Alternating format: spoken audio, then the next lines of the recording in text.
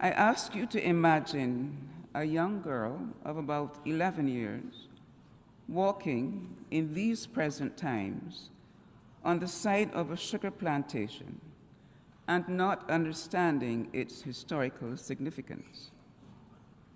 Meanwhile, her once enslaved ancestors, buried on that same plantation, are speaking among themselves as they observe her. In the following poem, my ancestors gifted me their silence. There are brief pauses. Listen as the ancestors are now speaking into those silences. Shh. Let her walk free, unhindered into the new world. She must not see the crimson of the dawn and think of. Let her see only purple flowers growing in the cut rock and not hear the back breaking. She must remember only the smell of ripe plums and guavas rising from the gully, never the stink of. Let her gaze at the lacy leaves in the cluster of bamboo trees and not see that the branches were cut, stripped, and used for. The thick pole with holes cut into the crossbars was where the dark spot left on the ground by jamun berries was once the stain of.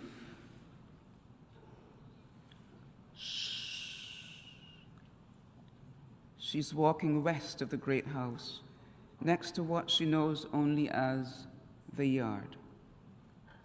We were barely her age when Massa summoned us to his quarters. We were not the same when we came back. The children born to us were never ours to love as we wanted. Better they'd never seen the morning light. Better they'd been buried along with their navel strings under this same earth. But this girl, walking, she is one the old wise woman saw when we gathered late in the evenings, speaking over a pot of water so no one could hear us. It was then the old woman whispered her vision that one day,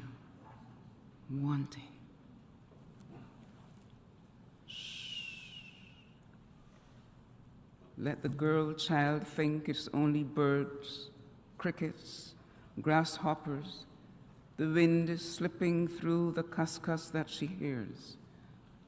Never the sounds of our.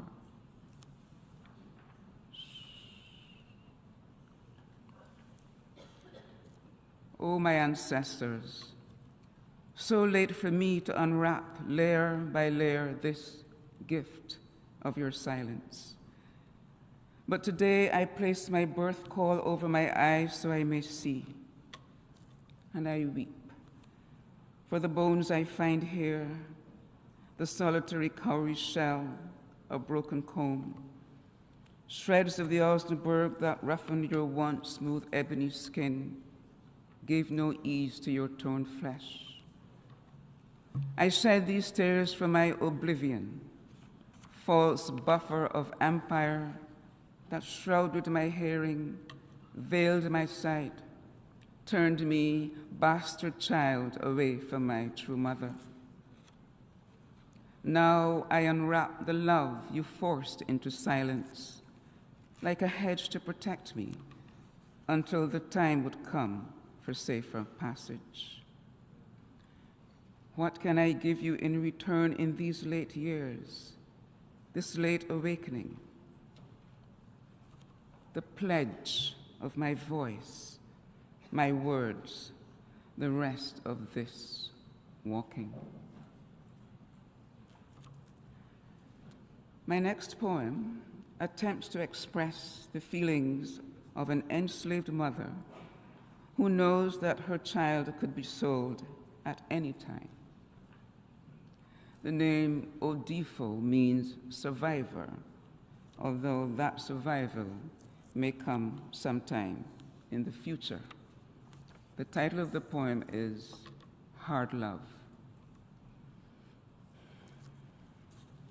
She cannot stop her waters breaking, stanch the blood that comes with the birth of her son, or the flow of milk from her breasts.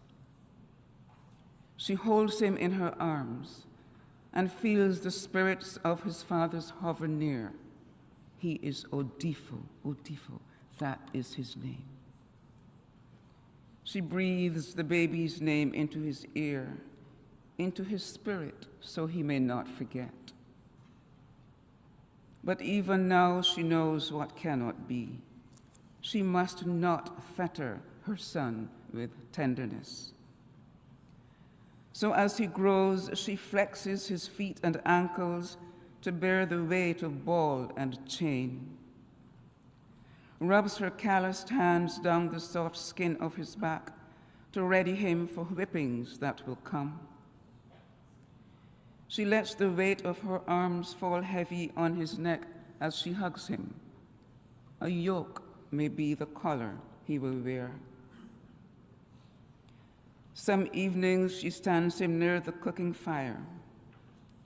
She knows he must endure the searing of the branding iron deep into his flesh when he is marked, not with the name his fathers gave him, but as the property of the enslavers. These days in the fields the sun darkens. The white men have come like wild beasts on the hunt, and she knows, she knows. Just before daybreak one morning, Master sent for the boy, he must come. She whispers these final words to her son. You are Odifo, remember your name, Odifo. There's fear in his eyes, but also something deeper. My name is Odifo, he whispers back. 13 years old, and he's gone. He will not see how the bitter tasting vine she's used to bind her too full heart unravels, nor her red-rimmed eyes when all that she's held in breaks loose. Excellencies, ladies and gentlemen, there remains a terrible breach, a gaping wound in the tapestry of humanity, indeed of the world. The name of that wound is the transatlantic slave trade, one of the worst atrocities inflicted by one group of human beings on another, and whose legacy remains to this day. The quest of Prime Minister Mia Mottley and others like myself is the reparation of that breach, perpetuated by racism and other forms of discrimination. According to legend, and there may be some truth in this, somewhere on the western shores of Africa, on the nights of the full moon, the elders light fires, hoping to light the way for the lost children of Africa to find their way back home.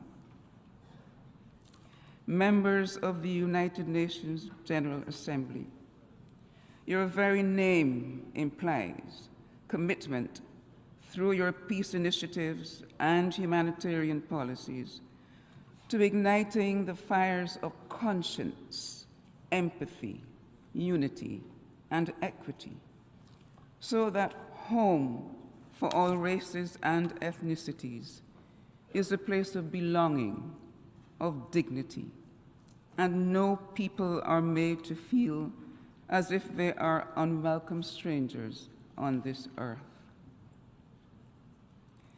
There are spirits of the victims of slavery present in this room at this moment, and they are listening for one word only: justice. Because for them, and for the world. There can be no peace without justice, reparatory justice. And that call is answered only when words are turned into action. Question is, what will you do? Thank you.